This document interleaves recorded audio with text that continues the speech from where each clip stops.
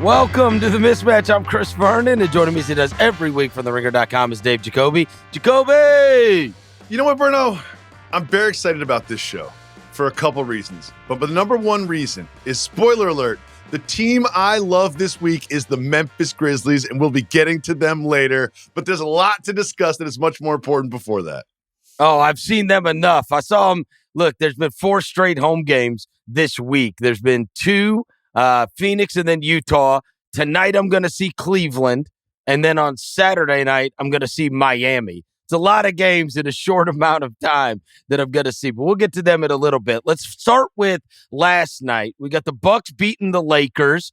The Lakers are going to have to go through this span without LeBron James and try to get wins. They had moved all the way up in the Western Conference standings. And so now I think you look at it and you go, man, how many of these are they going to be able to get? What can their record be by the time they're able to get LeBron James back in the fold, as well as some other guys back into the fold? Because it sounds like Luka may not even play this weekend, and so it puts a little more onus on him, obviously, in the absence of LeBron James. But we're not able to beat the Bucks last night. Did it change your opinion at all about either of those teams? Some of these games can be significant. We're going to get to one in a moment. Mm-hmm. Some of these games we can just render insignificant because they don't have their full lot of guys, or maybe the timing of the game, whatever. Did you take anything away from Bucks Lakers? Oh, I did. We'll start with the Lakers because they're the Lakers. And sorry, Charles Barkley, that's what we talk about first in sports media. But what I took away from that was perhaps, I'm going to go glass half full here for a second. Perhaps this LeBron injury is a bit of a blessing in disguise for a couple of reasons. Number one, I saw like a conspiracy theory post online that you might have seen about how he always gets like injured around this time of year to rest up for the playoffs. I think that he is legitimately injured, but I did enjoy that post. But I'll say that this is an opportunity for Luka to sort of be the heliocentric, it is me and a bunch of like helpers around me on the court at all times. So he doesn't have to defer to LeBron James, one of the GOATs. He doesn't have to sort of like try to fit in or fit out, as LeBron said when he first took the floor as a Laker. I think that him sort of getting some reps as a more traditional Luka role, sort of surrounded by shooters, and hopefully Jackson Hayes is a role guy, will be helpful for them. But last night, one of my biggest takeaways is they don't have enough size to mess with the Bucks. Like, the Bucks are big. And the Bucks just sort of like little brothered them in a similar way that we saw the Bucks do to the Thunder earlier this year in the Emirates Play-In Cup. Or Emirates, whatever we're calling it, NBA Cup. All right. What do you take away? I love you. That's goofier than hell. What is? They need the maximum amount of games, minutes, and reps with Luka and LeBron on the same floor.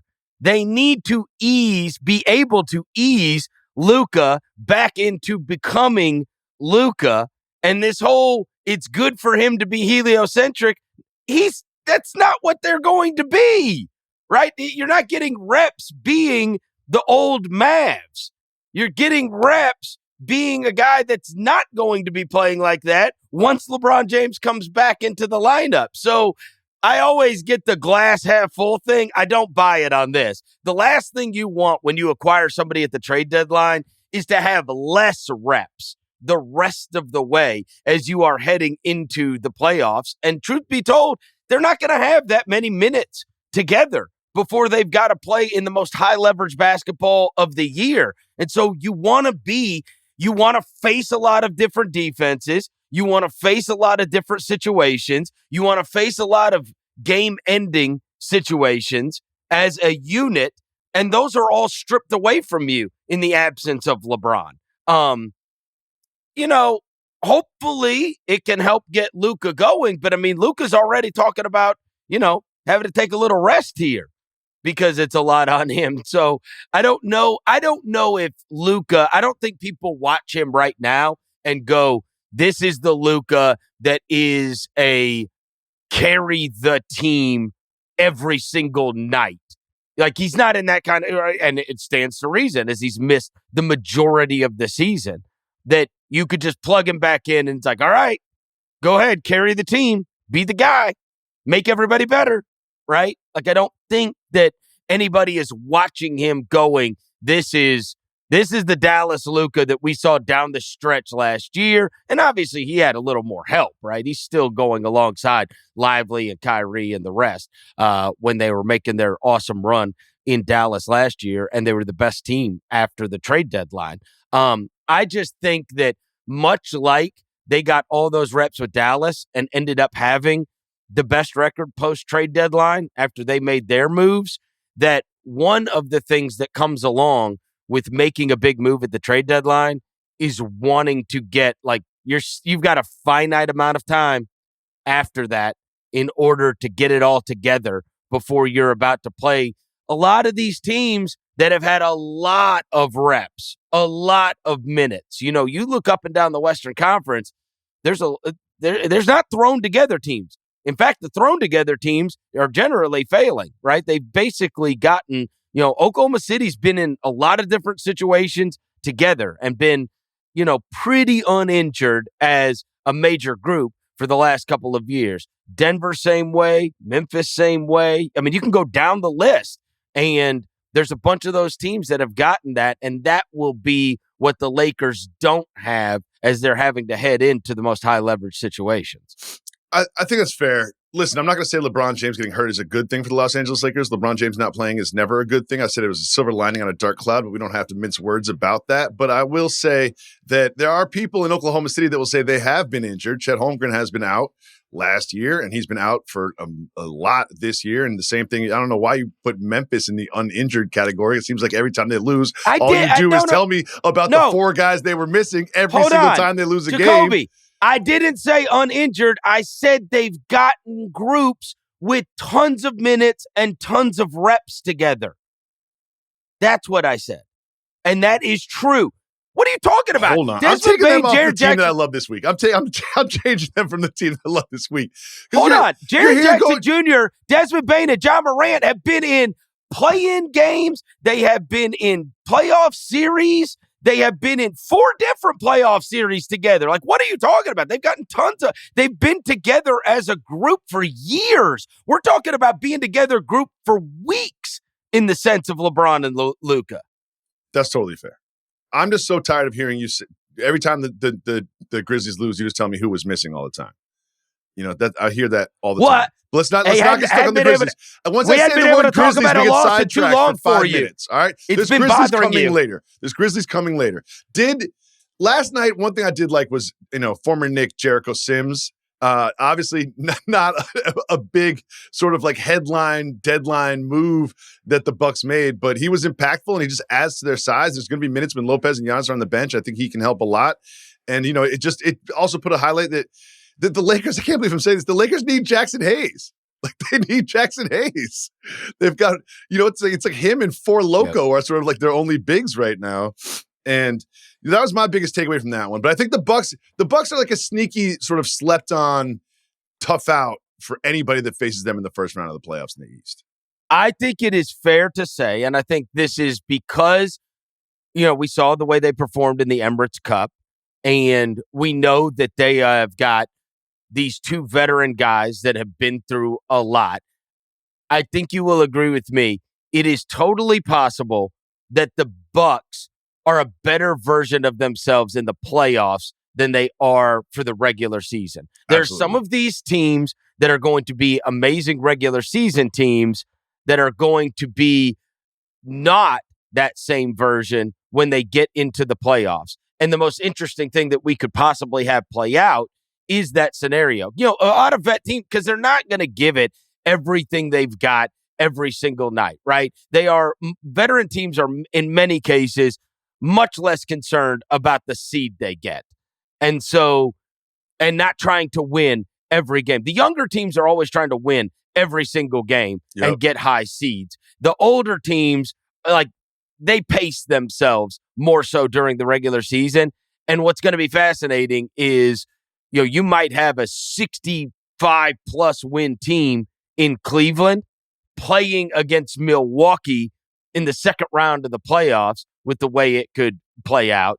And we could realize, like, hey, the Bucks were better than what they showed during the regular season. I think you and I are probably both on the same page in that we wouldn't be surprised if the Bucks look better in the playoffs and those kind of scenarios than they have over the course of an 82-game regular season, simply because of they are totally veteran-laden. They don't play anybody young. And there's also something that I look at when it comes to the difference between regular season basketball and playoff basketball, and that's sort of like, how much does your team rely on transition baskets to be successful? And that's one of the reasons that I like the Bucks and the Timberwolves and the Celtics as they make that transition into that slower, dribble it up, more deliberate offensive and defense. And that's one of the reasons that I'm a little concerned about your Grizzlies that we'll talk about later, the Pistons, and even the Nuggets and Thunder, because they're all just sort of relying on a lot of transition action, which we know really turns into like a minimum opportunity in playoff basketball. And, I think that that's also a good. No, you're right. I mean, teams are they look. Younger teams want to fly up and down the court, get buckets. They don't want to play a lot of dead ball basketball. Yep. And you get a lot of dead ball basketball when it comes to the playoffs. And they're uncomfortable in the mud, as they say, right? Like, you drag them down into the mud, and now we're in a gutter war. We're in a dead ball basketball fest. You run a play, we run a play. And that's just not typically the kind of basketball that any of the young teams want to play. Yes, and I think that some of the playoff teams, the sort of the contending teams that are up in the top of transition points per game, the Grizzlies are actually number one. They get 33.3 points a game. Like, that's one, they'll say they score 120. That's like, that's a large percentage of their baskets that they're getting in transition. As you mentioned, young team that wants to run. But then, the Pistons are in there. I don't think they're going to make a real championship run. But the Nuggets and the Thunder are at number 5 and number 6. But I also feel like the Nuggets and the Thunder are so well coached and so good that they can also play in other ways and be effective. And I also think that's a good transition to the biggest game of the week that we haven't discussed since the last pod, which was the quote-unquote finals preview between the Thunder and the Celtics. Obviously, we know how that one played out. But what do you think about this game? What were some of your biggest takeaways? 63 threes is outrageous. It's a lot. I mean, it's one of those where it's like, it makes you think, you had a miserable Jaylen Brown game. Really bad.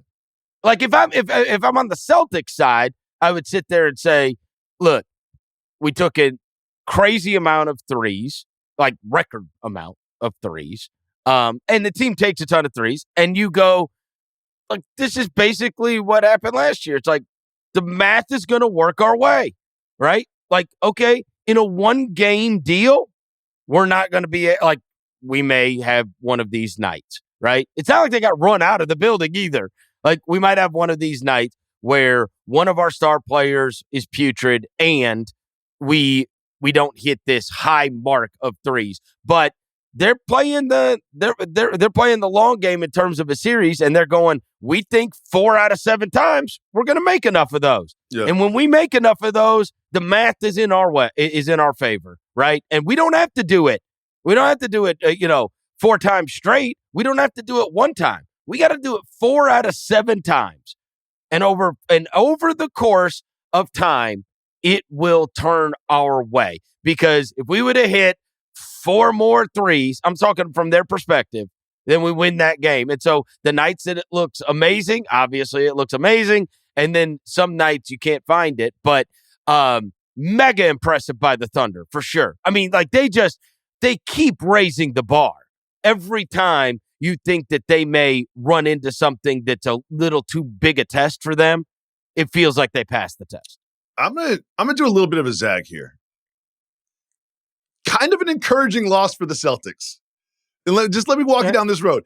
They shot 63 threes, right? As you mentioned, broke a record. They didn't hit that many of them. Terrible game from Brown. Pritchard wasn't hitting. White wasn't hitting. Holiday wasn't hitting. And they got Lou Dort over here looking like Reggie Miller. And Casey Wallace looking like an all-star. Like, the Thunder played up here. The Celtics did not play that well. But if you look at the game, the Celtics are in the game with like 4 minutes left. They're standing toe-to-toe with the team who has their role players firing at all cylinders, hitting shots, playing well. The Celtics do not. They're just basically, Tatum had a great game. I thought he played really, really well. As you mentioned, Brown played terribly. They weren't hitting their threes. They're shooting a ton of them. And they're in the game at the end against the number one team in the Western Conference. Like, I would say if I'm the Celtics, I'm like, look, we didn't play well. They did play well, and we're right in the game with them. If we do see them in a 7-game series, I'm very confident in my team if I'm a Celtics fan. It would have been super fun if we could have gotten the same kind of Denver situation that we had just had with the Thunder, where we got to see those teams play again. Yeah. Like right around the corner, just to see kind of what those adjustments would be, what game 2 would look like between those two. But like, I mean, in the end, I mean, that's two outstanding teams that I think we would be shocked if either of those is not playing in the Western or Eastern Conference Finals. And at that point, you're talking about high-level teams playing against each other. And like I said with the Celtics, like they're going to play the math in this. That is, I mean, come on, even with the math, that is an extreme number, right? 63 is crazy. I mean, come on. It's what they do, though. Like, you know, I got it. It's their strategy. But they do, but they don't do 63. Like, it is.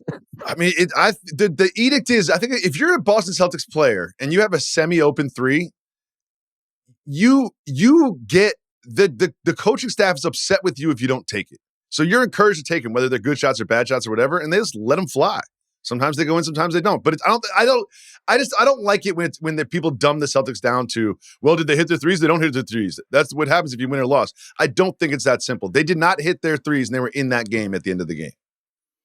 Speaking of threes, Steph Curry hit his 4,000th last night, which when you see it come across the timeline, you think it's like, there's no way that's a real number, right?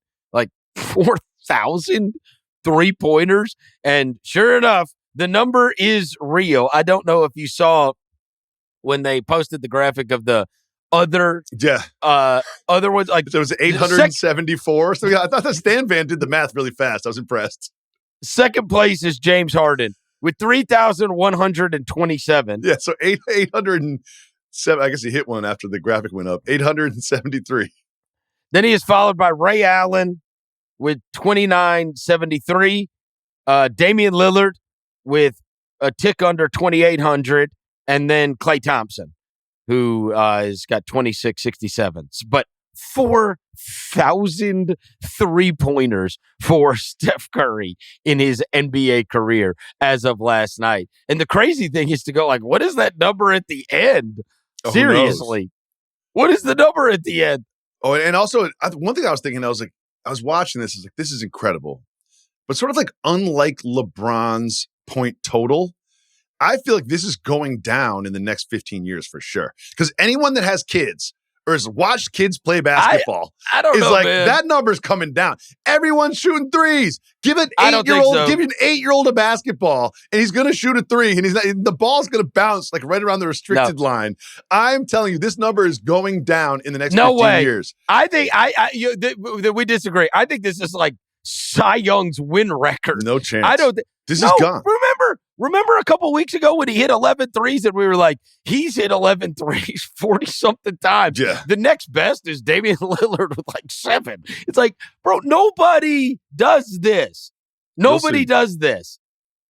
You'll see. You have kids. I have kids. You've watched kids play basketball. They're just shooting threes. And they suck at it. No, they don't. Yes, they do.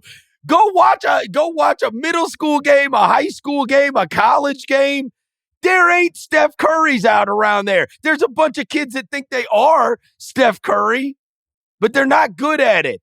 Go watch the NBA. Hell, I turn on games every night. I'm like, why is this team taking so many threes? These guys can't make them. Well, you know what I was impressed with last night? Forget Steph Curry. Draymond Green. Draymond Green started the game hitting 2 threes. It was like 6-0. He had a great game, dog. He's actually scoring lately. He's actually made a good percentage of threes this year, has Draymond Green. Shockingly. And sometimes guys get older, and obviously he's never going to take some kind of high amount, but look, 34% is... And they're naked. You get away with he it. He gets open threes because the defense gives them to him and he knocks them down. And one thing that I thought is, I remember it was like the second episode we did together. And you were like, are you a Kuminga guy? And I'm not a Kuminga guy, but I was just like a little shy to say it early. But I have to say, having missed Kuminga for so long, watching him last night, I was like, this, you know what? He will have an impact on this team. Like, he will certainly be a net positive when he returns and gets healthy. He had 18 points. He was 7 for 10 from the floor. He was playing defense. And when you start to look at this team, they're obviously missing sort of like a big.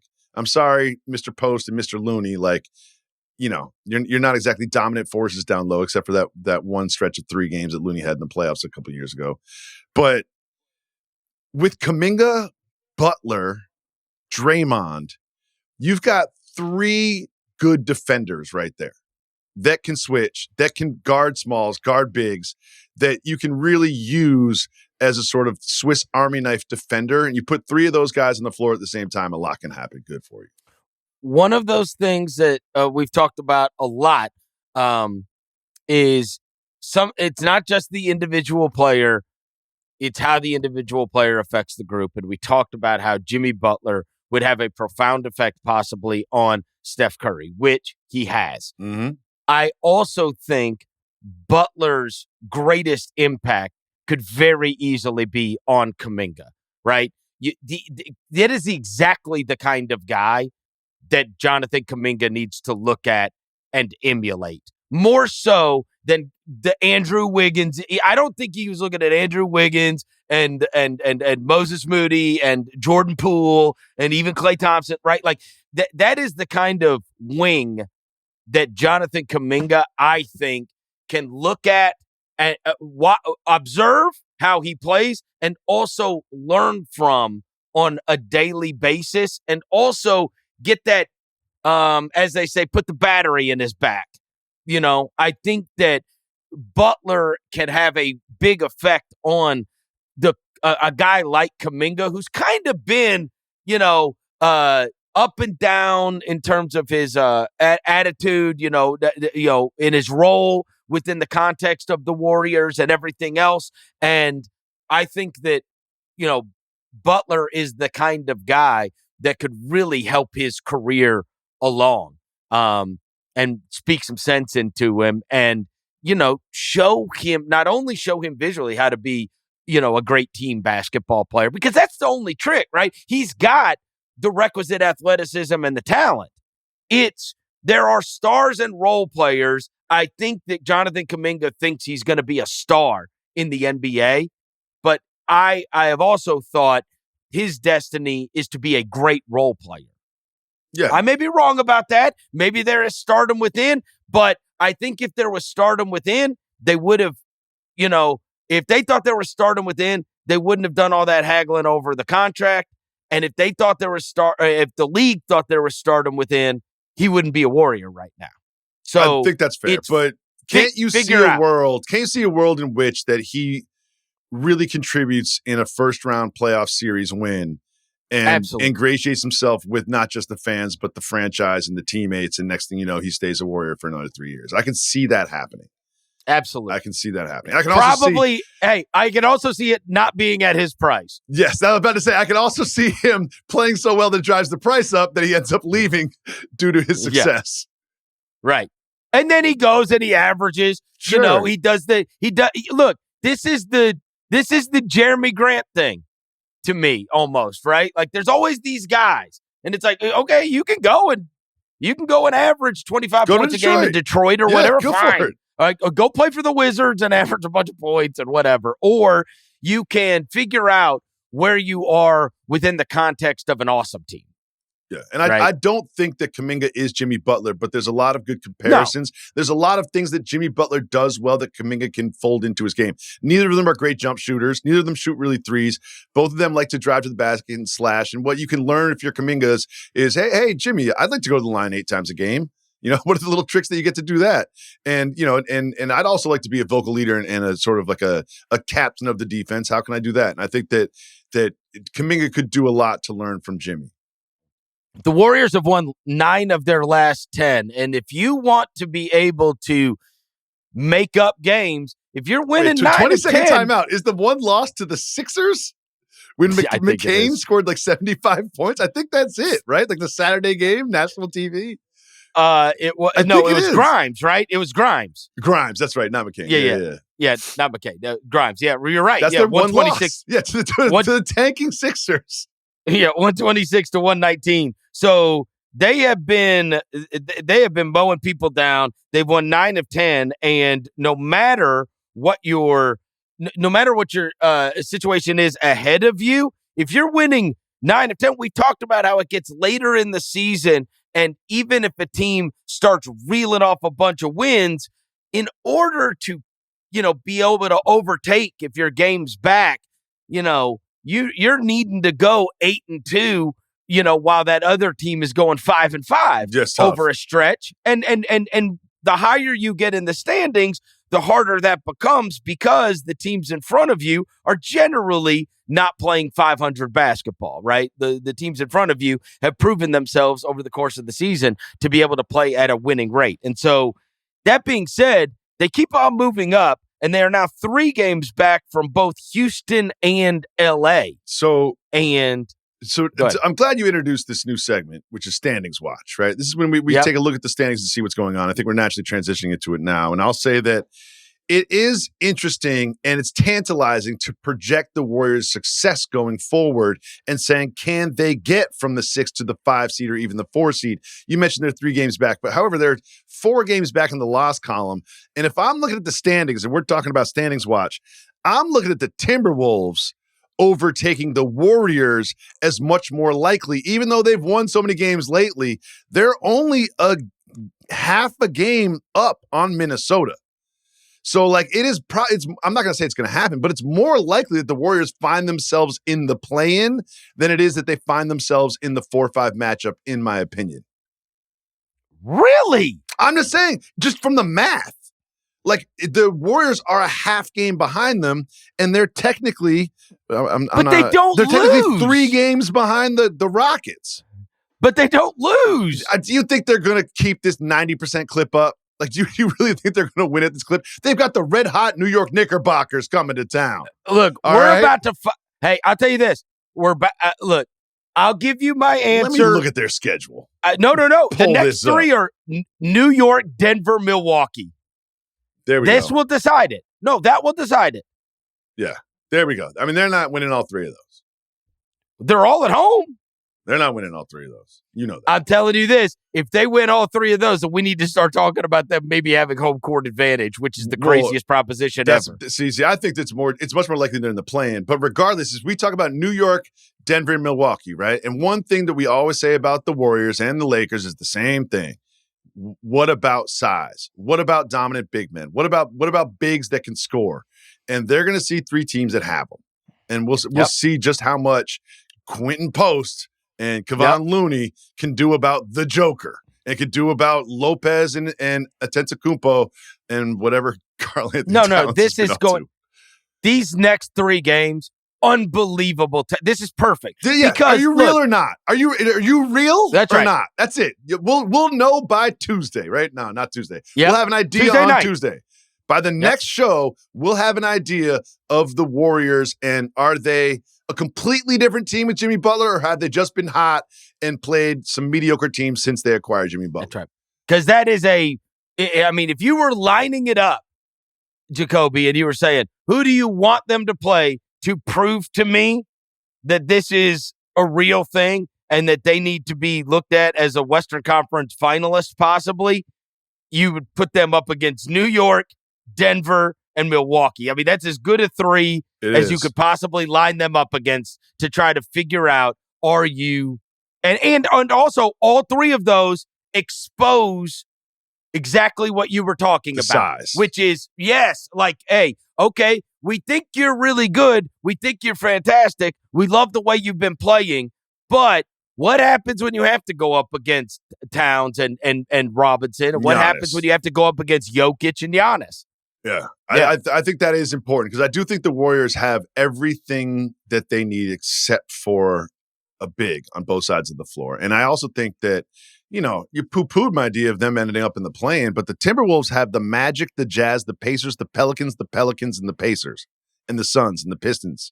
Like the rest of the month, I could see it happening. I could see on Tuesday's show that the Warriors are in the 7th spot. I'm not predicting they're going to end up in the 7th spot, but if we're going to sort of project the rest of the season, I think it is more likely they're in the 7th than they're in the 4, just from the the loss column alone. Yeah. As it stands right now, obviously Oklahoma City has run away with it. You have Memphis and Denver that are tied with the 2-3 spot. But Memphis has the tiebreaker, right? They do. Okay. As of right now. Well, they're going to beat the Cavs tonight, obviously. They say no Mitchell. Why? It's disrespectful. They said we don't need Mitchell to win tonight. That's what they said. Winning streak be damned. We don't need Mitchell to win tonight. You know what? Enjoy Beale Street. Enjoy some barbecue, Mr. Mitchell. Take a night off. They have not lost since I think February 4th. That's ridiculous. It's May 14th, bro. I mean, sorry, it's March 14th. I was like, that's impressive. March 14th. March 14th. They haven't lost since like the beginning of February in a game to the Celtics. They're unbelievable. Anyways, no. So you got Oklahoma City, Memphis, Denver. Then you've got LA, who obviously is still going to have to try to get by without LeBron, maybe without Luka. Who knows?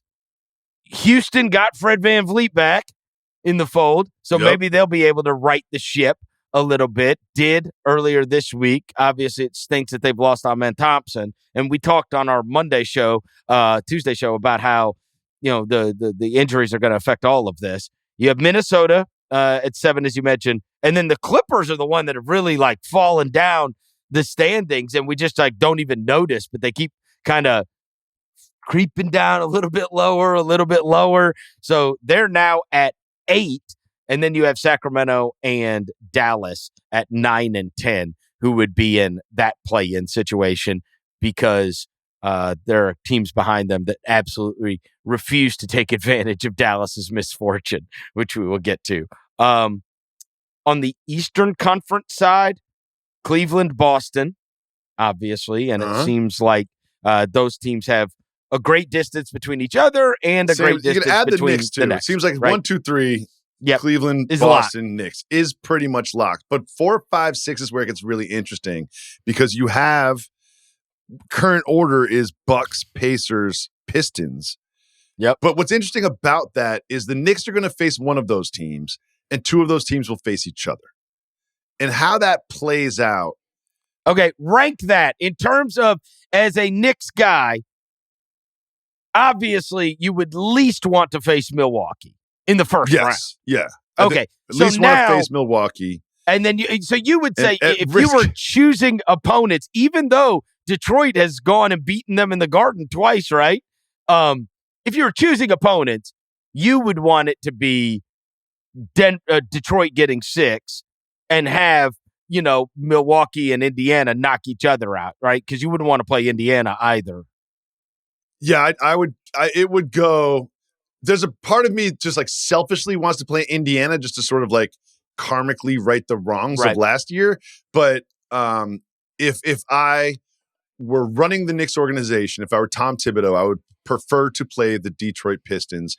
And anyone who listens to every episode of the Mismatch knows that ad nauseum we've said playoff experience wins in the playoffs and everything slows down and blah, blah, blah. You've heard it from us before. And I think that this is a very successful Detroit season and you're going to get this core some playoff experience, but I do not think they get out of the first round. And I do not think they get out of the first round against the Knicks. It'll be a 6-game series and it'll be good, but I would rather play the Knicks and then the Pacers and then the Bucks. And then what a piece of crap the Eastern Conference play-in is going to be. It's just ridiculous. So, I mean, horrendous. I'm going to talk later about tanking, but I just want to say now, like, it does feel like it should just be the 8 and the 9 seeds play for the 8 seed. Like, what is the 10 seed? The 10 seed currently in the Eastern Conference are the Bulls. They don't want it. The 10 seed currently in the Western Conference are the Mavs. They don't want it. So why are we non-consensually making these teams play playoff basketball? Like, they don't want to do it. I got it. But I mean, year to year, That's that fair. is going to change, right? And so there are other years where we're glad that there have been more teams that are attempting to be competitive. Yes. And generally, the rules they have made to disincentivize tanking have been good, right? Adding in the play-in, flattening out the odds, fining teams that aren't playing players for nefarious reasons. Like, generally, that has been good, but this year it's obviously a disaster as we head down the stretch. Yeah, for sure. All right. Well, that's going to be perfect because as we get into our love and loathe of the week, I am starting out with the team that I love, and this is the absolute shocker of all shockers, the Toronto Raptors. You're and embarrassing you may yourself. Say, You're embarrassing yourself. What? No. I'm not embarrassing myself. Because this is, I felt like Wednesday night was it was truly like Major League, the movie. And I know that some of our audience would be too young, but I would encourage you to go watch it. Excellent film. They won't let you lose. You put these guys out there and they refuse to lose. It was a tank off between the Raptors and the Sixers. And look, the reason I'm putting them on the love, and yes, this is somewhat sarcastic, but I make my life and my living watching and covering NBA basketball. And also, I am well aware of what is going on in collegiate basketball. So when there are basketball players that I've never even heard of this human being, I am always taken aback. I'm like, who is that? Like, a lot of these guys I at least remember from college. To wit, they start at point guard, Jamal Shead. I loved Shead at the University of Houston. He's had some moments earlier this season, too. Like, there's a couple other guys that played in this game that, aren't real NBA basketball. Shead is a guy. I loved him. All right. And then Jakob Poeltl obviously has been in the NBA for a long time. The other three starters in the game against the Philadelphia 76ers. Oh, wait, hold up. Before we move on, Jakob Poeltl started the game. Yes. But he played like 17 or 18 minutes. That's right. The other three, Jared Rhoden, Colin Castleton, former two-way Memphis Grizzly this year, and Memphis Hustle member Colin Castleton. I mean, I think Colin Castleton is like an actor in the Gilded Age. I've never heard of this man before in my life. And then Jamison Battle with A.J. Lawson coming off the bench with 20 shot attempts, Orlando Robinson, and who he played for, legend Garrett Temple, who is now almost 39 years old. I was going to say, Garrett Temple's been in the league since I was 4. He is also shooting 24% for the season. I think Garrett Temple he's there for the vibe. Played with Sam Bowie. Okay. All right, so, and then earlier this week, they got a win against the Wizards, and A.J. Lawson, the aforementioned, had 28 points in that game. All right, so you had 28 points in that one. A.J. Lawson, over the last 2 games, has had 60 points on 41 field goal attempts. Jesus. You can never take that away from him. You can never take that from him. He had 60 points in 2 NBA games back to back. You can't take that from him. I mean, there's nothing funnier to me than the front office probably be like, what the hell? Colin Castleton, we played Colin Castleton 40 minutes and we still can't lose. The fact that they won both of these games and the Wizards and the Sixers just refused to let them lose, despite the fact that they were running out guys that I've literally never heard of, is truly unbelievable. Bravo to you, guys on the Raptors that are given your opportunity and refuse to take part in this nefarious activity. It is a perfect example of the term players don't tank. Yes. It's true. If anyone who's listening to this that's ever played pickup basketball in the park wants to win, players don't tank. You can take Pirtle out of the game, and you can say Scotty Barnes is injured. You can pull those levers as a coach to lose games for the betterment of the franchise. The thing you can't do is tell AJ Lawson to miss shots because he won't do it. You can't tell Jamal Shed not to hustle. He won't do it. Whoever Orlando Robinson is, you can't tell him to get scored unintentionally because he won't do it. You're going to put 5 professional basketball players in the game, and these Raptors are winning games because they're 5 professional basketball players that are not trying to lose. They're trying to win. And they do deserve some recognition for that. I think that's fair. I'm just gonna, you know what? Fine.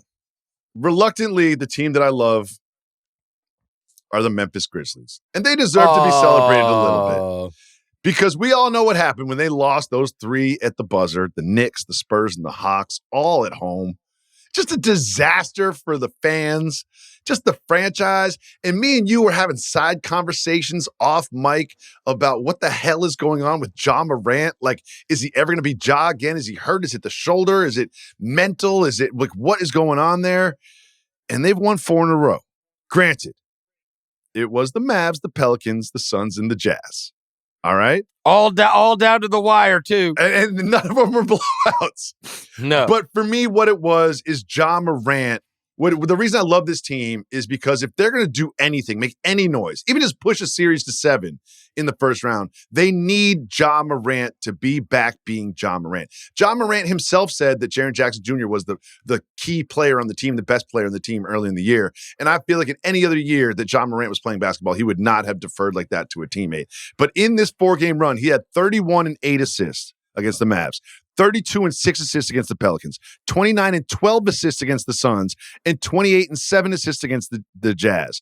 And here's the thing. He's shooting 50% from the floor, and all those numbers are just numbers. You watch the games. At the end of these close games, they give the ball to number 12, and he figures it the fuck out. And that is what you want your superstar to do.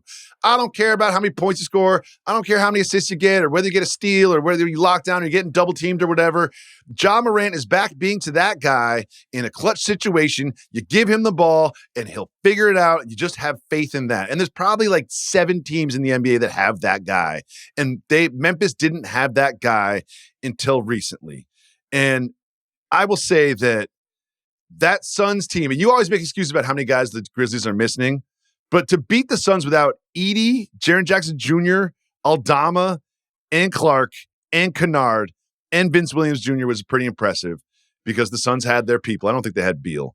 But this game tonight against the Cavs, I really want them to win. It's home, right? They listed Jaren Jackson Jr. as questionable, so the inference is he will be back in the lineup for the game. Wow. All right, I'm predicting a win. I'm predicting a win for the Grizzlies tonight, whether Mitchell plays or not. Grizzlies are winning tonight. Let me open up my. That's a little. That's a little strong. I'm opening up FanDuel right now. I'm gonna put $20 American on that right now. Don't do this. Don't do this. It's $20 American. I'll send you a Venmo request if they lose. This team has not lost since February 4th. There's 10 teams that have beaten them all year. Don't do this.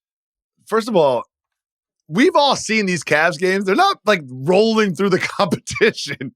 They're going to overtime against the Heat. They are awesome. Did you watch? I'm Tuesday night. I'm not letting you do this.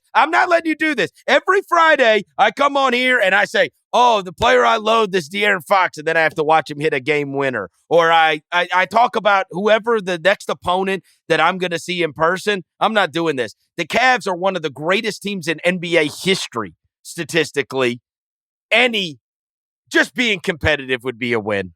All right. Well, so you would consider that the people that sort of make the lines at FanDuel sort of know what they're doing, right? You consider them as like people that are good at sort of projecting how basketball games will play out, right? I'd hope so. They're very good at it. As anyone who's ever bet an over/under, they're very good at it, and they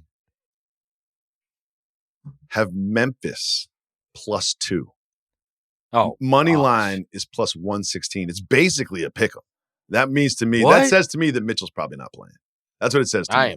I am stunned. All right. So I'm predicting Grizzlies win. Grizzlies win tonight, baby. Big win over the Cavs. You're the worst. You're doing this on purpose, and just so you could be mad about it. No, next one. Team I loathe. The aforementioned, a team I saw in person earlier this week, and I was just like, this is ridiculous. The Phoenix Suns. They absolutely refused to take advantage of the Mavs' misfortune. It's ridiculous. They lost to the Grizzlies, and the Grizzlies were like their entire front line was out. Jay Huff started. Okay, a basketball game for the hustle? No, for the Grizzlies against the Suns.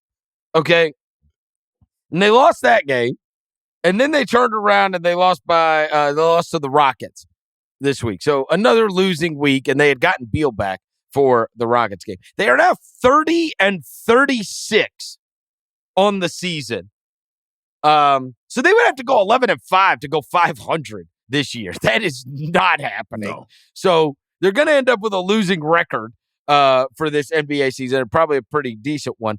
They are still 2.5 back from Dallas, who is 2-8 in their last 10 games. Jesus.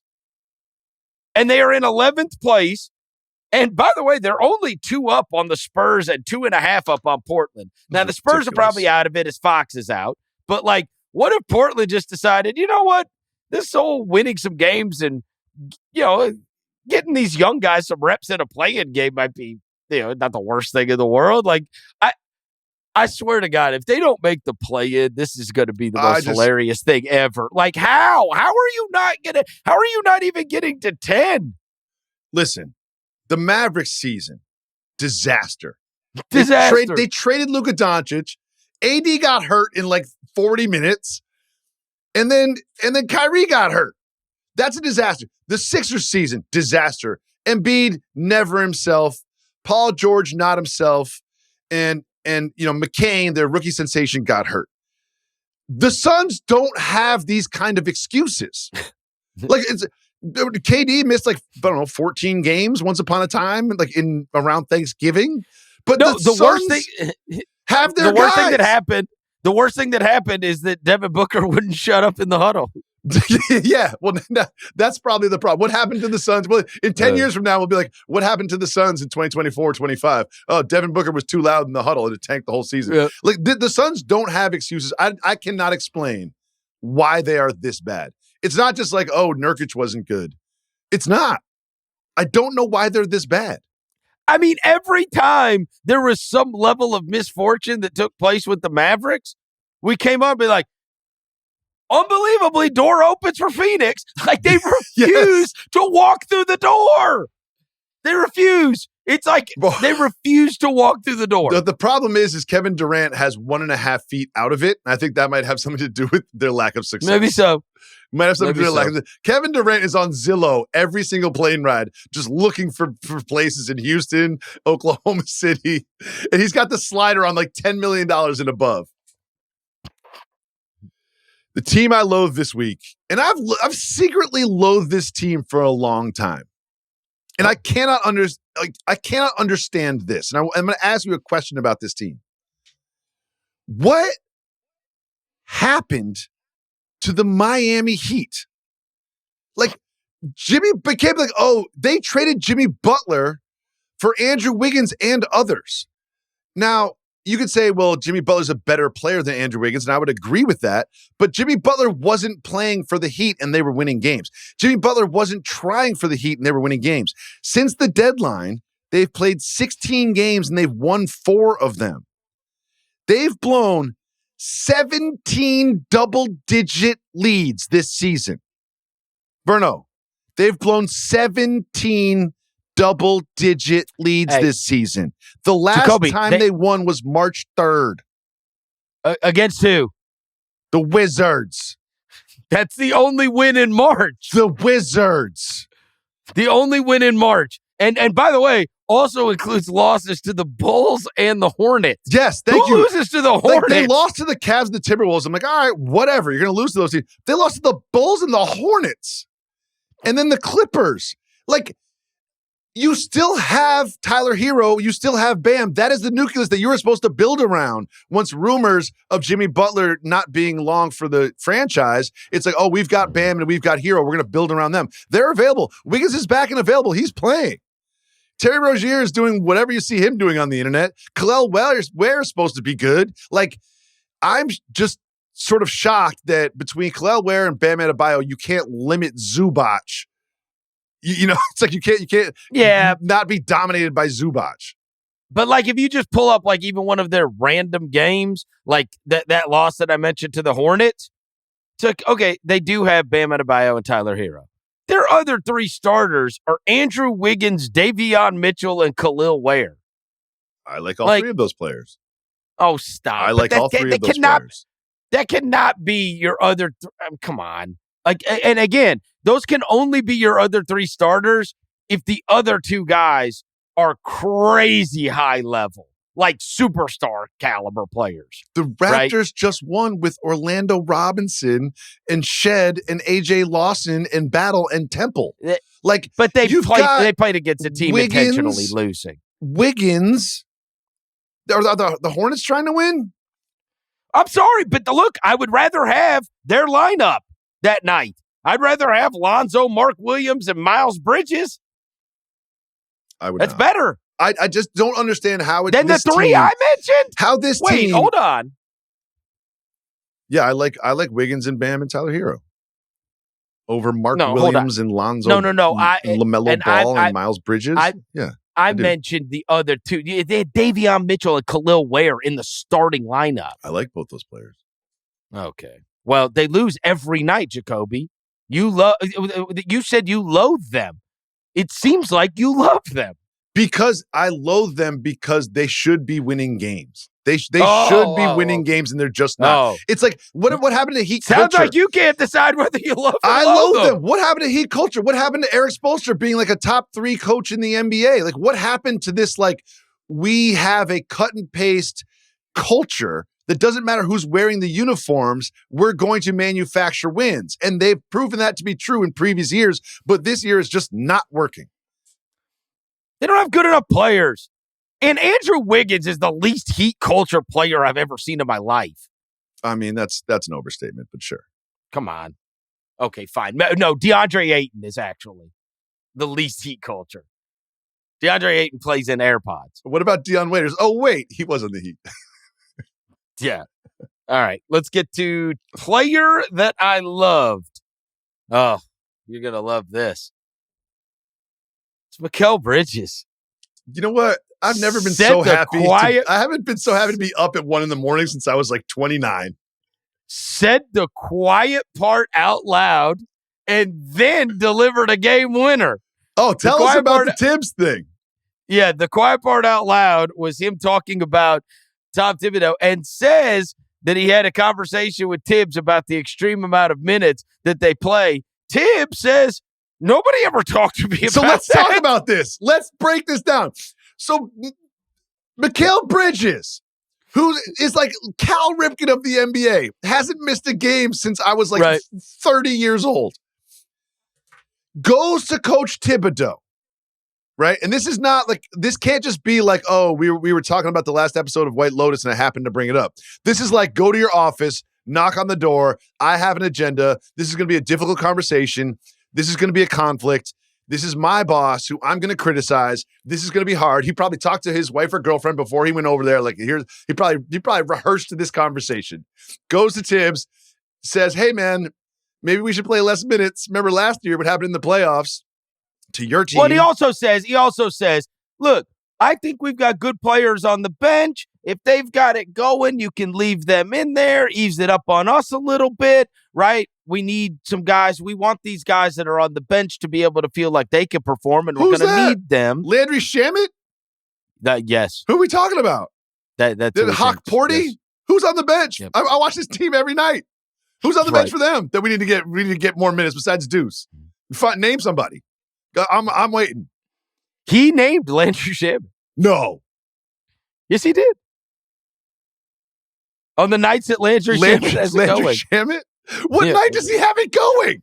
Okay. When did I miss this? When was the night that Landry Shamet had it going and didn't get an opportunity to stay in the game? Someone find that game for me and send me the box score on X, because I don't remember that night. I don't remember the night where I was like, man, Landry Shamet's 3 for 3 from 3 in the last 6 minutes. I can't believe they just subbed him out. That has not happened. It's never happened. It's not happened.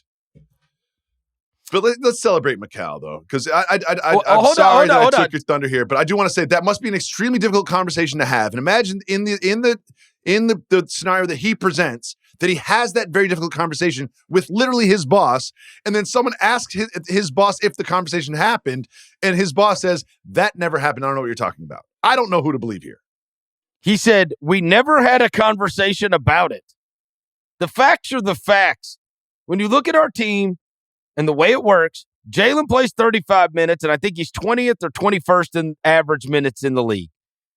Towns, who's a primary scorer, plays less than Jalen. He's like 25th in league average. He then continued that since wings like Bridges and Hart are matched up against the other team's wings, often the other team's best players and primary scorers in the modern NBA, that they'll be called upon to play in the mid to high 30s each night. He added, you wouldn't want to play reserves against the likes of Durant, Tatum, and Brown. So he says, my guys play this extreme amount of minutes because, look, the other teams are playing their best players a lot of minutes. So what do you want me to do? Be at a disadvantage against those? And that all works, except he does it against, the Wizards. Well, no, it's I give it a 20-point lead in the fourth quarter against the Wizards, who are not trying to win. Right. There's 4 minutes left, and you got the starters in. That's the part I don't understand. Yes. He refuses to break his substitution patterns, regardless of, the down and distance. If you're ahead by 20 points against the team that's not motivated to win the game, we can, Cam Payne and Shamet and Hawk Porty can land this plane. We'll be okay. It's just always been a hot button issue, but to have a guy, and because Bridges has the ultimate credibility in this. He has the ultimate credibility because this guy has been like the NBA Iron Man. Yeah. And so he has the ultimate credibility. And then, so he touches on this hot button issue, gets everybody talking about it, but then obviously it's the game winner right after all this is sizzling. I stayed up to watch that game, and I just want to briefly say that I was very happy to see Scoot Henderson perform the way that he did. All the hype that he had coming into the draft, and sort of, it didn't have an amazing rookie year, but he looked like a star. He said, give me the ball with the game on the line. He had a big and one. He had a big impact at the end. Denny Avdia had a huge play in that one. And I was looking at that game towards the end, and I'm thinking, all right, lost to the Lakers, lost to the Clippers, good win against the Kings without Brunson. But if they lose this one and they lose to the Warriors, that's a 1-4 road trip. And that's not good. And I think without Brunson to win that game, to say at minimum this will be a 2-3 road trip, was a huge, huge win and a huge shot from Bridges. Huge shot from Bridges. Player that you loved. I'll make this short. We've discussed him briefly. And for me, it's not just that I loved him in one game this week. I loved Chet Holmgren this week because he was bad against Denver in that loss. He was 0 for 5 from 3, 3 for 11 from the field, and just looked like someone who was coming back from injury that didn't sort of have their sea legs underneath them. But that game in Boston, granted, no KP. I get it. All right. But Chet Holmgren was aggressive. 23 points, 15 rebounds, and just 3-level scoring, hit his threes. There's this one play that on a roll, he set a pick for SGA and then rolled. And SGA didn't give him that quick pocket pass. He kind of got all the way to the basket. SGA threw him the worst pass, a bullet pass, which is in the NFL, they talk about catch radius. At the very end of his catch radius, he has to reach his hand back just to catch the pass, was an amazing play, and then finished it. And I was just man, this guy is just hungry and aggressive and wanted to win and sort of had edge to him. And it felt like he was extra motivated to prove national TV, I'm back on this platform. I'm going to play well. And I think that, granted, J-Dub was out of the game, but I'm looking at Chet and his development and what he can be projecting forward, I think he will be the second most important player on this team, the second most offensive output player on this team. And I think that his potential is so high that I found myself just absolutely loving Chet this week from bouncing back against that game against Denver. Player that I loathed. This is easy. Easy. Paul George. I was going to put him down too. Paul George, done for the season. And of course, like we just went through Podcast P. You're not going to do the podcast because he was going to focus on saving the Sixers season. No, but then that went to hell. Championship to Philadelphia. He's going to focus on that. Yeah. So that went to hell. They don't want to lose their pick. So then now they're just going to tank the whole thing out. And that's fine. Just tank the whole thing out. But don't insult us all with he's now consulting doctors because his groin and knee, he may need to get surgeries, right? Oh, yeah. He may need to get surgeries. And so it's like, bro, just stop, right? This feels like an effect of, on Wednesday night, I went to Memphis versus Utah, and I don't expect you to have, you might have seen the headline. Did you see, it was literally that afternoon that the Jazz got fined $100,000. Yeah, I saw it. Yeah, Lauri Markkanen. Because Lauri, he's been dealing with such injury for so long. They fined him $100,000. He was in the starting lineup that night. I just feel like Paul George is always so extra, and now it's like, bro, just sit out. You're hurt. That's fine. But now I'm consulting with doctors and I might need to get surgery. Bro, just sit out, tank the rest of the season, go back and do the podcast and you can analyze the playoffs. Enough is enough. I feel like it's been entirely too many Paul George headlines for what is possibly the most disappointing season of a franchise that we have seen in the last 10 years. Why is he always on my feed? Always. I get more Paul George on my timeline than fucking LeBron James. It's unbelievable. And it's also you're consulting doctors. It was the same thing they did with Embiid. We're going to find a doctor that says you need surgery, and then we're going to shut you down for the season. So you're going to go to doctor number 1, says you don't need surgery. All right, we're going to doctor number 2, says you don't need surgery. No. All right, we're going to doctor number 3. Oh, doctor number 3 said there's some minor procedure that I might need.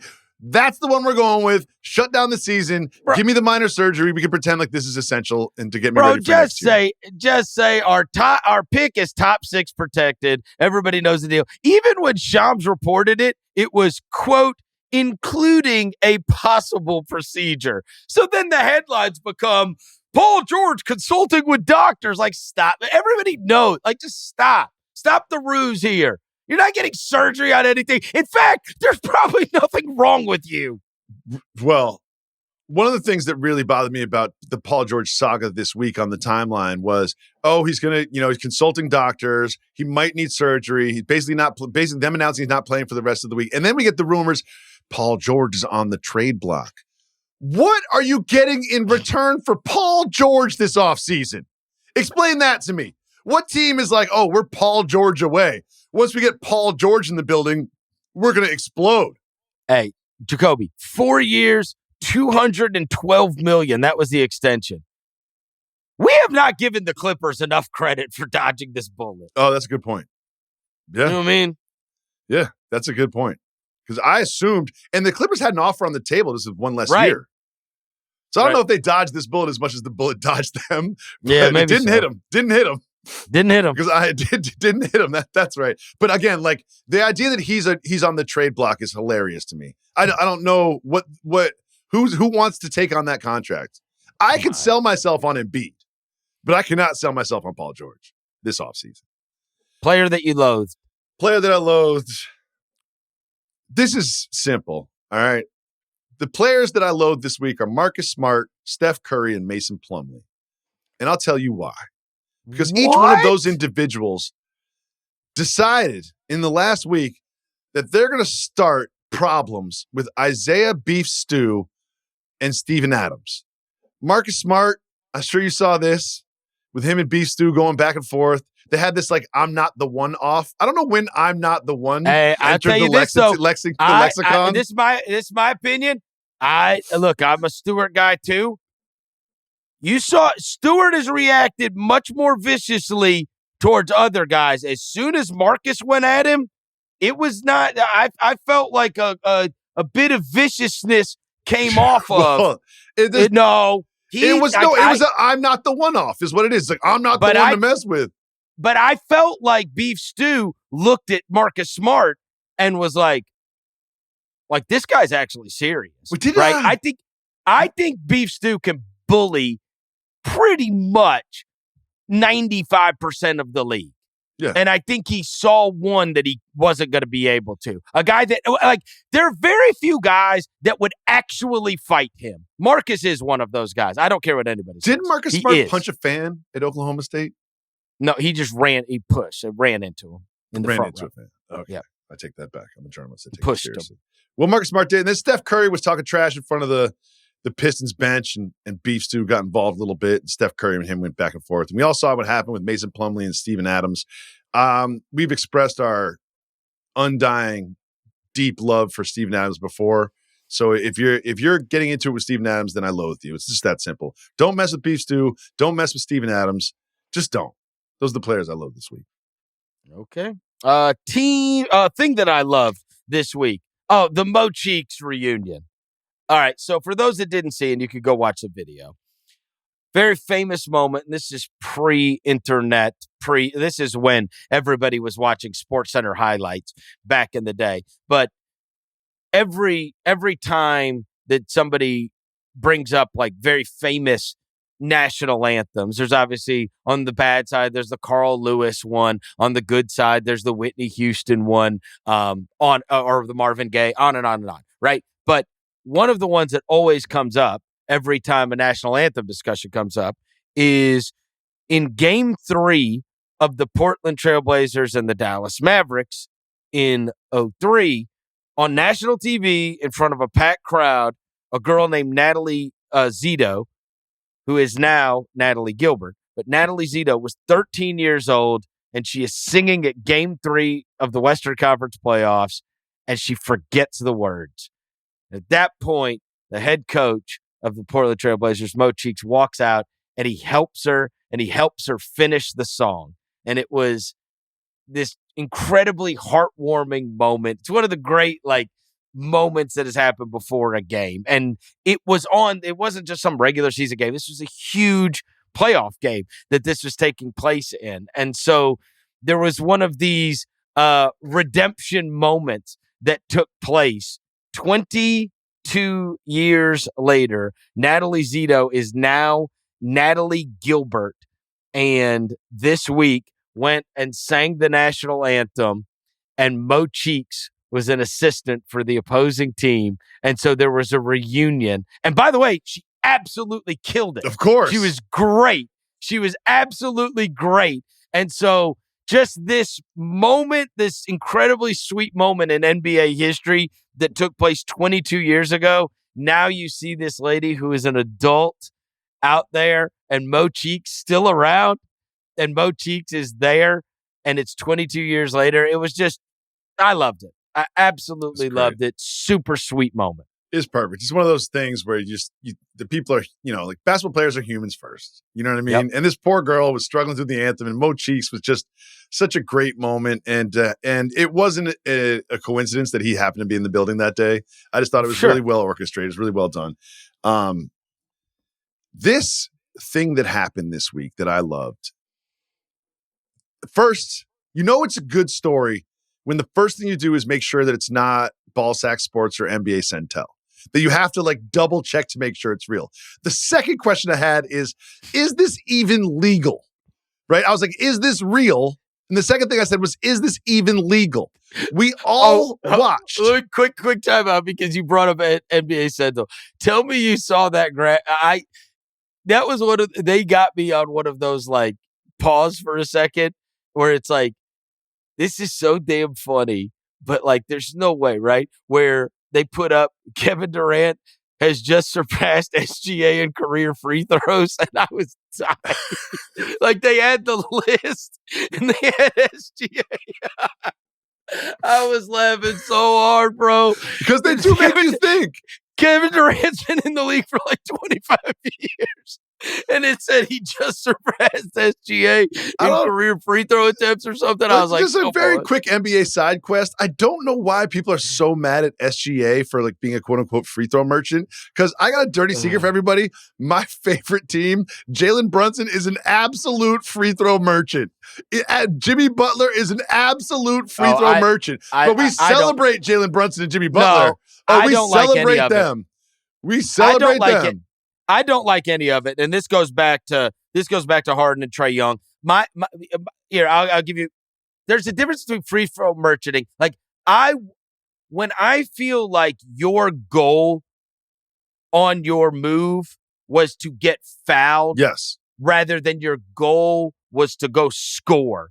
That's when it gets under my skin. I watch a lot of Jalen Brunson, Verno. I watch a lot of Jalen Brunson. He is trying to get fouled. Oh, I got it. No, it drives me crazy. Yeah. I hate it. I hate it even when my guys do it. It's like, bro, go score. Play basketball. Like, when the point of the play is to get fouled, that's when I get annoyed. Yes. And I just don't know why SGA gets criticized when there's so many other players in the league doing the exact same thing. But whatever. After they beat the Celtics, Converse, who is SGA's sneaker he represents Converse. He's got his Converse sneakers new. They Batman signaled SGA's logo on TD Garden, on the Prudential Tower, which is like the Empire State Building of Boston. And like, these are landmarks.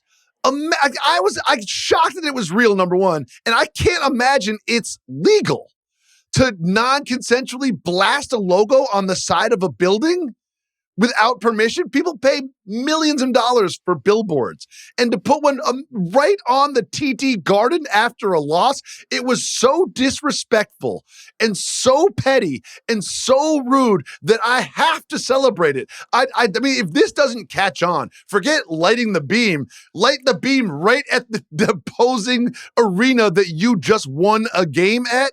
I'm shocked that this happened. It can't be legal. And if this is legal, we should have bat signal billboards all over the place. They should take this on the road. Every time the Thunder win a game, they should shoot his logo at the opposing arena. They really should.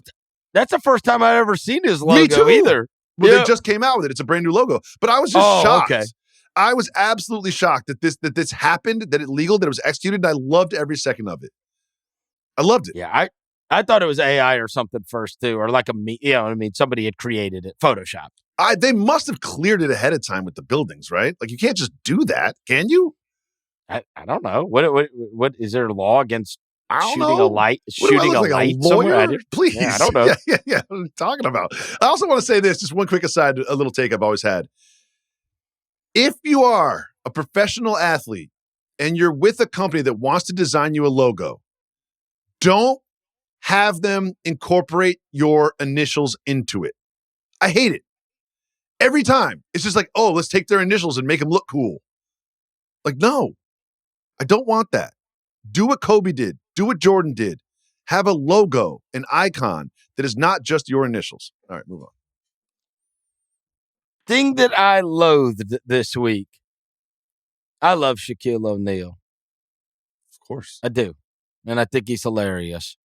But, bro, this whole, Pistons thing, that's mega depressing, especially when the whole topic this year has been about, like you have on one end, you have where people, have talked about the ratings and everything like that. And then you have the other end where people say people are too overtly negative about the NBA. Or then you have they only talk about, the star teams or whatever.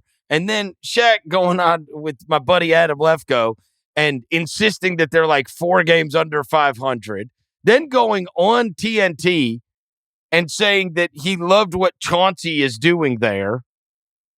Like, bro, come on. Like, really? Really? And then, look, shout to the Pistons for putting up the meme and then calling the Pistons boring and I don't watch the Pistons and don't care about the Pistons. And the Pistons then tweeting out, you overlooked us in 0-4-2. and had them all holding up the title. I like that. With everything. So that was good. But I mean, like, what is the deal here? Like, we have been talking about, like, as a basketball fan, I don't know how you can't love the Cade Cunningham ascension and the story that is JB Bickerstaff taking over what was a totally moribund franchise. And the Malik Beasley assance. Yeah, and the whole thing. And they are fun to watch, and they do have good chemistry, and we have highlighted them throughout the entire year. And then, like, when the common trope is, like, we don't care about these kind of teams, and then you have, like, a fun one, and we even said it kind of reminiscent of the whole light the beam wave that took place in Sacramento. It's like, I have been a little defensive on the, like, oh, come on. We just laugh at what they say anyway, and they don't actively hurt, the product. They don't actively hurt the product by being down on the current generation or not caring about the smaller market teams or the teams that aren't the regular great teams. But I do think it hurts, right? I do think it hurts when one of the biggest voices in the whole, NBA ecosphere on media, like, if you were listing off media members, like, those guys on TNT are the biggest, to say, like, he's telling you that, like, what is actually one of the best stories. And I know people can just write it off and say, like, oh, yeah, that's just Shaq, or Shaq doesn't pay attention or whatever. But I mean, I don't understand going out of your way to talk about what is truly one of the great stories in the NBA and then telling everybody, like, because it's not boring. It's for sure not boring. They are not boring. No. Right? And they've got good personalities. And he even mentioned, and then to just freely admit that, like, you really don't even know anything about this or what's happening here. Because at one point he said, I like what Chauncey's doing there. I mean, that's crazy. Like, are you really still just always going to be mad at them for beating you in the 04 finals? We've both been doing this a long time. We've both made mistakes like that, right? It just happens sometimes. Like, you just have a brain fart, you say something dumb. That part doesn't bother me. What bothers me about this, and I love Shaquille O'Neal as an on-air talent, and I think when he first started on that show, he was awful. Honestly, he was really bad, like, that first season. But now I can't imagine that show without him, and he's shown a lot of growth and improvement in his media presentation. I commend him for that. But the problem I have with this is you can't sit at the same desk with the guy who complains about ESPN just talking about the Lakers and saying we need to shed more light on teams like the Cavs and the Thunder that have been playing really well. And then you have another team that's been playing really well that had lower expectations, like the Pistons, and then you have Shaq saying, I don't watch them. Chauncey's doing a great job there. Where it's like, well, which way do you want to have it? Is it we only talk about 5 teams, or is it we cover the whole league and we're sort of like, we keep an eye on everything and we'll shine a light on some of the smaller stories? Like, which one is it? Because it can't be both. And it sounds like he wants a little bit both. Right. And it is one of those things that I do feel it does not happen in the other sports. Well, I freely admit that. It does not happen in the other sports where, the national broadcasts are telling you not to care about something. That's interesting. I just want them to be themselves. It doesn't really bother me if they speak negatively. I just want them to just share their innate feelings that come to them. And if they're negative, that's fine. And I know that deep down in their hearts, they all love basketball. So it doesn't bother me. But I will say one thing about Shaq that I learned this week. There's a woman named Jess Hilarious. See, I don't think that your former co-host would bring this sort of content to the table, and maybe that's for the better. But Jess Hilarious. She's on the Breakfast Club. Yes, she did an interview, and she said that she was at Shaq's house yesterday, and that Shaq was living like Neo, had 4 women living in his house. It's amazing. She said they were big booty white women. Big booty white woman? Let's just move on before I get in trouble. Wow. Okay. I love you, KOC. Player that I loathed? No. This is thing that you loathe. Thing that I loathe. This is easy. And we've discussed it. To me, it's very simple. The flattening of the lottery odds has improved the tanking situation in the NBA. It still has not fixed it. And this time of the year, I find it very frustrating because I imagine most of the people listening to this podcast also have League Pass, and they click the stupid button and they see all the games that are on. And now at least a third of the games I just don't even have to watch because there are teams that are trying to lose. It's just frustrating to me to have 6 or 7 teams actively trying to lose games at this point in the season with 15 games left. Well, and this was going to be the great test, honestly, because this is the first great draft we've had in a while. Yes, good point. Like, I mean, truly where people think my franchise could be altered by this draft. Last year, nobody was sitting there going, and so it's not as bad in a year like that because you're not sitting there looking at Zachary Risacher and Alex Sarr and Reed Shepherd and going, my franchise is being altered. I need to lose the maximum amount of games. At this point, people are looking at Cooper Flagg. They are looking at Dylan Harper. They are looking at Ace Bailey. They are looking at these guys, and they are going, I want to have the maximum. I don't care if it's flattened. I want the maximum amount of ping pong balls in that deal. And because even though it's flattened, okay, I've got the maximum amount of ping pong balls there, I'm still at worst getting 4. If I got the absolute worst record, I'm at worst getting 4. If I've got the second record right, like you're only bopping me down to 4, 5, 6 if I've got one of these. That's my worst case scenario, and I think there are great players that are still available there. So now with a truly great draft, now this is the real test again. So you are for sure going to end up having more teams that are trying to get the maximum amount of chances at it. If you didn't make the playoffs, it's a flat chance to win the lottery. It's as simple as that. I just don't see another way of doing it because I'm looking at the games, like the Bulls-Nets game. I'm watching Tuesday night. I had a rec league game. I played pretty well, double figures. I don't score that much, but I played pretty well. Good job by me. Turn up. I did. I think I was like 6 for 9 from the field. It was great. But after Colin the game, Colin Castleton numbers. Yeah, exactly. And after the game, I wasn't drinking. We usually go for beers, but I'm not drinking. Got a kid coming, so I'm trying to be on top of things. You never know when you're gonna get the call. And I was watching the Nets Cavs game, and the Nets are up by like 14 in the first half in the second quarter. So I pull out my FanDuel app, and I'm like, well, we all know how this is gonna play out. I'm gonna bet in the Cavs to win, and sure enough, they won. And then last night you got the Bulls Nets. You had the Raptors Sixers game earlier this week.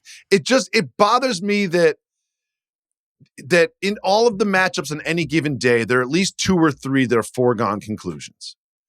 And there's going to be teams that do things like what the Raptors did this week. Well, and the problem is the problem is it's like a quarter of the season too. Like exactly. we still got 16 to 20 games left. And it's also like the Spurs trade for De'Aaron Fox. Yeah. Right. And it's like, we're making a run. Let's get Victor Wembanyama in the play-in, maybe in the playoffs. And I love it. I'm like, that's a good match for Wembanyama. I think this is a good deal for the Spurs. This is great. Let's see what happens. And then the second that he gets a blood clot, it's like, oh, now De'Aaron Fox is out. Now we're just trying to lose. You got poor Klay Thompson over in Dallas, who's just like, he thought he was going to play with Luka and Kyrie. And now he's sitting there with Spencer Dinwiddie and Dwight Powell. And like, they're not incentivized to lose games. I'm just like, this part of the season frustrates me as someone who loves the NBA, knowing that there's going to be a percentage of the games on the slate every night that are foregone conclusions. That I know who's going to win and I know who's going to lose. And it's just frustrating to me. And I think that they did a good job by flattening the odds. I want the odds to be fully flat. Someone tell me why the odds should not be fully flat for everybody in the lottery. Explain it to me. Why should it not be that way? Explain. Look, I'm the most anti-tanking guy in the world. And it's for a myriad of reasons, but one of which is the level of competition you're talking about. I also just think I've been around, I've covered a bunch of tanking teams, so I have strong feelings on this. I think it ruins guys' careers in many cases. Yes. I do. And I think fans. they never become, yes. I'm trying to sell my 10-year-old son and go into like a tanking team's game. Like, well, it's good that they lost, son, because now they might have a 16% chance of getting Cooper Flagg instead of a 14% chance of getting Cooper Flagg. And he's going to be like, who the hell is Cooper Flagg? And why did you drag me out to watch this team lose by 20? Right. It's just frustrating. I'm very frustrated by it, and I don't see a good reason why the odds shouldn't just be flat, because this isn't working. This is not working. And the idea that, like, De'Aaron Fox doesn't need this. If De'Aaron Fox was on the Kings and they were pressing for a play-in and a playoff position, he'd be playing. If the Sixers were in a position to be like truly pressing to make a run like they made last year, he'd be playing. So now it's just like the second that there's a chance that you're not, it's binary. You're either contending for a championship or you're contending for the number one pick, and the middle ground isn't explored enough. And while I'm finishing this up, I want to say I want to commend Chauncey Billups, not for the work he's done in Detroit, which he did some great work there, but for the work that he's done in Portland with the Blazers. They're trying to win games. They're doing everything they can to win games, and they're probably not going to make the play-in. Probably not. But they're doing right by the league, right by their fans, and right by their players. And I'm just frustrated by the tanking, and I think it should be a flat odds if you don't make the playoffs. I don't understand why it's not the case. Thank you to our executive producer, Jesse Lopez, and Jacoby. I'll have to catch up with you next week.